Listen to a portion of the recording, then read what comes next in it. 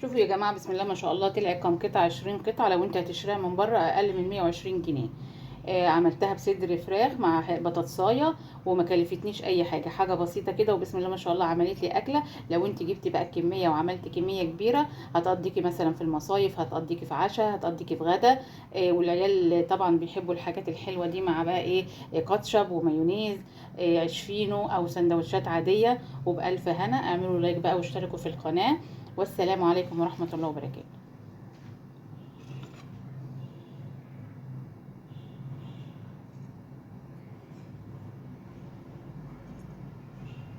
السلام عليكم ورحمة الله وبركاته. ازيكم يا حبايبي؟ عاملين ايه؟ تعالوا النهارده نعمل مع بعض شوية ناجتس كده. اول حاجة عندي هنا في القلب الكبة كده عندي شوية كريسبي. هديهم بس ضربة واحدة كده عشان ينعموا شوية معايا. انا طبعا لما بروح بجيب كمية وباجي عينها هنا عشان ايه، كل ما عاوز اخد منها. هضرب كده في الكبة ونرجع تاني. ده اول حاجة عملتها، ضربت الكريسبي كده في الكبة زي ما انتم شايفين بقى، نعمل عندي شويه ازاي اهو عشان يمسك في الايه، في الناجتس.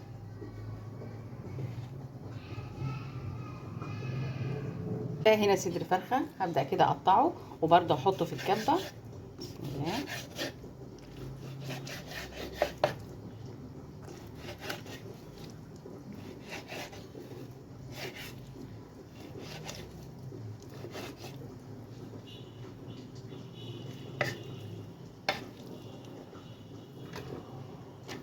هضربه بقى في الكبه.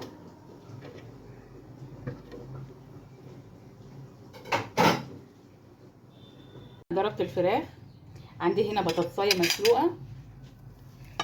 بسم الله. لا كبيره ولا صغيره، يعني بطاطسايه كده تكون متوسطه. عندي هنا بيضه، معلقتين دقيق،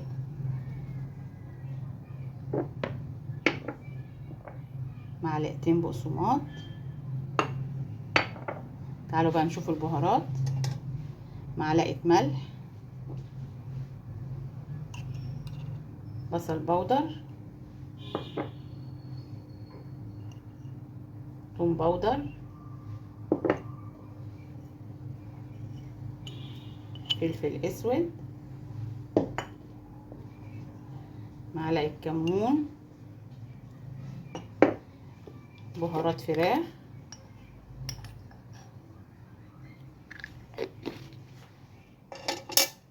وابدأ كده بقى ايه كله مع بعضه. بسم الله الرحمن الرحيم.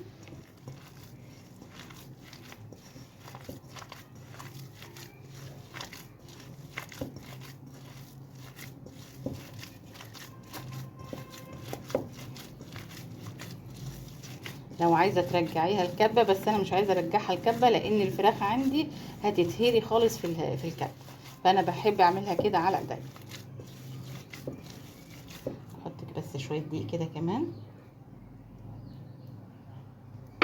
لو عايزه تحطي بصله حطي براحتك، لان بس انا حطيت بقى هنا بصل بودر وتوم بودر، فمش محتاجه ان انا احط بصله تاني. بدات تجمد معايا هي.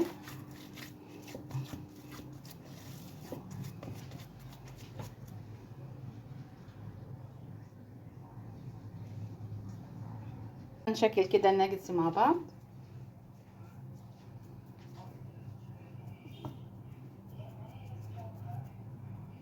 عندي هنا طبق فيه شويه ميه كده، ابل حاجه بسيطه من ناحيتين.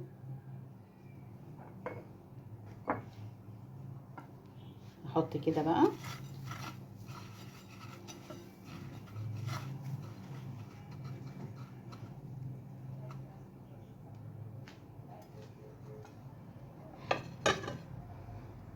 ده الشكل اهوت. هكمل بقيه الكميه بقى. عايزه بقى تخزني منه خزني، عايزه تعملي بقى وجبه كده الصبح بالليل، في الغدا زي ما انت عايزه.